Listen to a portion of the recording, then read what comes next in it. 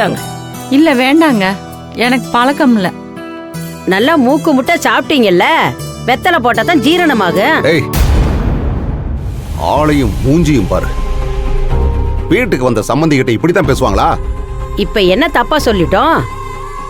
சம்பந்தக்காரங்க ஒருத்தருக்கு ஒருத்தர் ஜாலியா கிண்டல் பண்ணி பேசுறது சகஜம் தானே. அதெல்லாம் ஓடி போனவன் புருஷனை கூட்டிட்டு வந்து அவன் சம்பந்தியோட விளையாடு. வந்திருக்கிறது ஏன் சம்பந்தி.